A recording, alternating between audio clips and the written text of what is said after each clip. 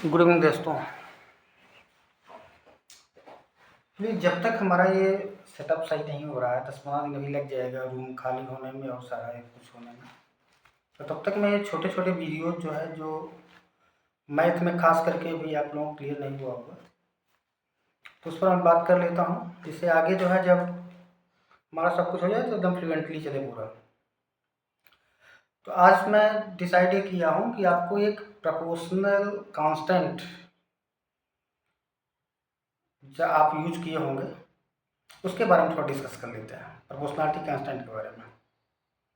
और एक क्वेश्चन है बहुत बढ़िया, ट्रिकी क्वेश्चन है थोड़ा सा, आप लोग देखिएगा उसको। तो आप ये प्रोपोर्शनलिटी कांस्टेंट, इसको तो आप देखिए कि हम कोई भी अगर फार्मूला लिखते हैं, चाहे मैथमेटिकल हो या फिजिक्स का हो, केमिस्ट्री का हो, आप देखते हैं उसमें एक प्रोपोर्शनलिटी कांस्टेंट जरूर आता है। जैसे एग्जांपल के लिए आप ये देखिए, जैसे एरिया ऑफ सर्किल है, एरिया ऑफ सर्किल, सीधी सी बात है, आप रेडियस जितना बढ़ाएंगे उतना एरिया बढ़ेगा। मतलब एरिया जो है ये प्रोपोर्शनल टू होता है रेडियस के स्क्वायर के। ये जब हम इक्वल करते हैं किसी कांस्टेंट क्वांटिटी से पाई से मल्टीप्लाई करते हैं, आर स्क्वायर लिख देते हैं। अगर उसमें हम और देखें, अगर हम सरकमफरेंस इसका लिखते हैं, सरकमफरेंस प्रोपोर्शनल टू होता है रेडियस के भी। और इसमें क्या प्रोपोर्शनल कांस्टेंट लिखते हैं, 2 पाई आर, 2 पाई से मल्टीप्लाई करते हैं।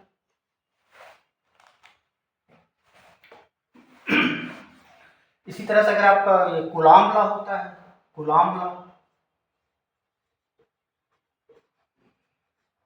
कूलॉम्स लॉ में तो इलेक्ट्रोस्टैटिक फोर्स प्रोपोर्शनल टू होता है Q1 into Q2 upon R square. इसको आप इक्वल करते हो तो किसी कांस्टेंट क्वांटिटी फिर multiply 1/4 pi epsilon naught Q1 Q2 upon R square. तो हम इसमें ये जानना चाह रहे हैं कि प्रोपोर्शनलिटी से जब इसमें कन्वर्ट होता है इक्वल में, तो किसी कांस्टेंट क्वांटिटी का जो ये मल्टीप्लिकेशन होता है ये जरूरी क्यों है, हम इसी पर बात करेंगे। ऐसे आप कोई फार्मूला लिखते हो, फोर्स प्रोपोर्शनल टू एक्सीलरेशन होता है, F इक्वल टू करते हो तो m इंटू ए, आप कहते हो m एक कांस्टेंट है।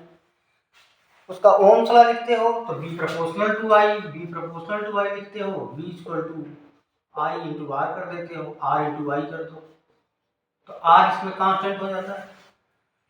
तो यही हम जानना चाह रहे हैं कि प्रोपोर्शनल को जब हम कांस्टेंट में बदलते हैं तो ये किसी कांस्टेंट क्वांटिटी से मल्टीप्लाई जो होता है उस पर हम डिस्कशन करेंगे। तो चलिए हम यहाँ से हमने एक जो है यहाँ पे एक टेबल दे रखी है, एक है, इसका सिंपल सा एकदम एक एग्जांपल लिया है।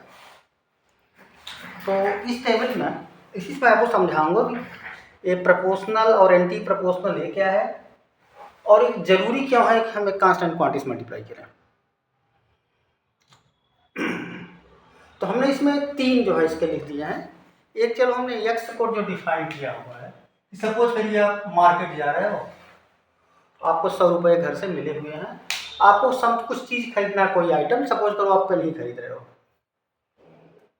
और ए एक्स से हमने डिनोट कर दिया जितना आपके पास मनी है, और ये आप वाई जो है ए शॉपकीपर को आप कितना दे रहे हो, दुकानदार कितना पे कर रहे हो, और तीसरे में हमने लिख दिया है कि आपको जो ये आइटम कितने नंबर परचेज मिल रहा है। सपोज करो आप पेन खरीद रहे हो बस।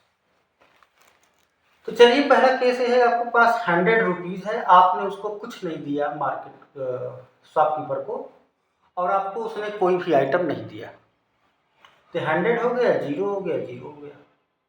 अब अगर आप उसको 30 रुपये देते हो तो आपके पास 70 बचते हैं, और आपको 3 आइटम देता है, 3 पेन समझ लो इसको। 40 देते हो 60 बचता है, 4 वो आपको देता है पेन। 50 देते हो 50 बचता है, 5 पेन।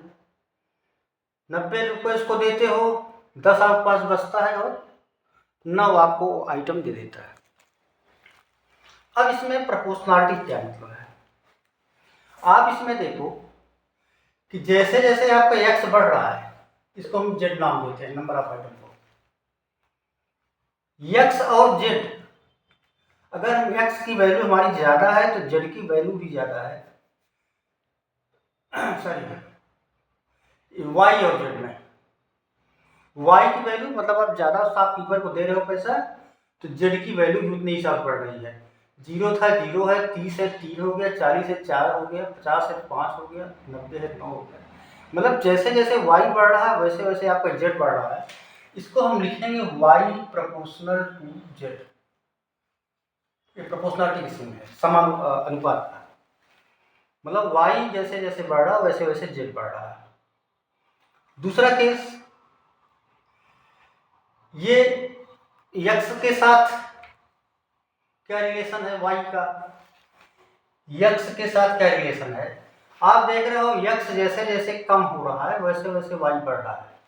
हम इसको लिखेंगे यक्स प्रोपोर्शनल टू 1/वाई। एक्स और जेड में क्या रिलेशन है, जैसे जैसे हमारा यक्स कम हो रहा है वैसे वैसे वाई जेड बढ़ रहा है। इसका मतलब यक्स प्रोपोर्शनल टू 1/जेड। इतना अगर कंफर्म हो तो फिर हम आगे बढ़ते हैं। मतलब अगर एक बढ़ रहा दूसरा घट रहा तो 1/, लिख देंगे। अगर दोनों एक साथ बढ़ रहा है एक रेशियो में, उसको हम प्रोपोर्शनल लिख देंगे, प्रोपोर्शनल जेड।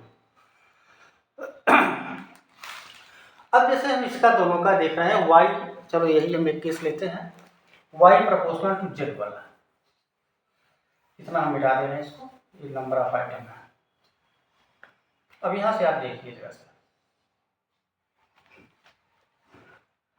ये 0 है तो ये आपका, ये भी आपका 0 है।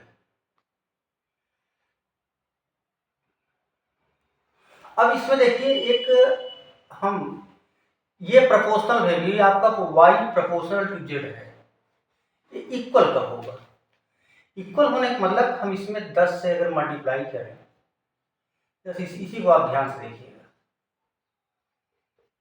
अब ये इक्वल हो गया। मतलब पहले आपका y प्रोपोर्शनल टू जेड था, अब देखिए 0 ये भी है 10 इंटू 0 ये भी, 30 है 10 इंटू 3 ये भी 30, 40 है 10 इंटू 4 ये भी है, 50 है 10 गुणे 5, 90 है 10 गुणे 9। इसका मतलब ये हुआ कि y इक्वल अगर हमको करना है तो किसी कांस्टेंट क्वांटिटी से मल्टीप्लाई करने के बाद जेड से मल्टीप्लाई करो। प्रोपोर्शनल में जैसे है, लेकिन जब इक्वल करेंगे तो देखिए इक्वल हो गया है, अब इक्वल हो गया पूरा है, वाई और जेड दोनों इक्वल हो गए। इसका मतलब अगर दो चीजें अगर प्रोपोर्शनल में हो रही, मतलब एक बढ़ रहा दूसरा बढ़ रहा है, इसको अगर हमें इक्वल में लिखना है तो किसी एक ऐसे फिक्स राशि से मल्टीप्लाई करना पड़ेगा। देखो फिक्स राशि में क्या है, 10 है। तो इसीलिए हम क्या करते हैं कि जब भी कोई v प्रोपोर्शनल टू y लिखते हैं तो उसमें जब v इक्वल लिखेंगे तो एक कांस्टेंट क्वांटिटी r से मल्टीप्लाई करते हैं और r को बोलते हैं रेजिस्टेंस ऑफ मटेरियल। इसी प्रकार से आपको यह प्रोपोर्शनल टू होता है, फोर्स प्रोपोर्शनल टू एक्सीलरेशन होता है। इसको हम इक्वल करेंगे तो एक कांस्टेंट क्वांटिटी मास से मल्टीप्लाई करेंगे इनटू v। हमारे ख्याल से बात आप समझ में आ गई होगी, हम क्यों ऐसा करते हैं।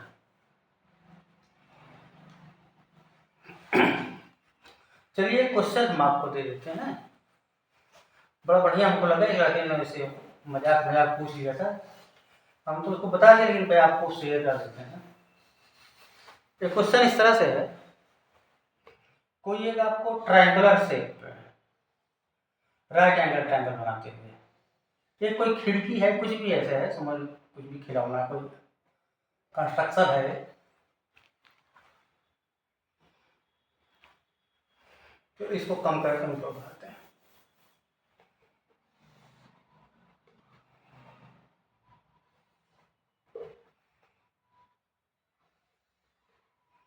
इसमें पाइथागोरस थ्योरम का यूज कर लेना, आपको आ जाएगा।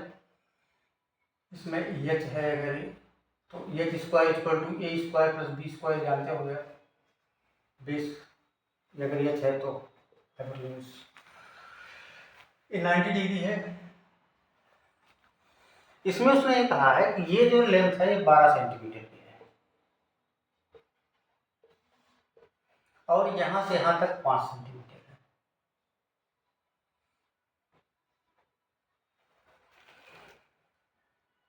और इसमें जो है ऐसे एक खिड़की सपोज कर लो, इसमें जो है राड पड़े हुए हैं, सरिया है।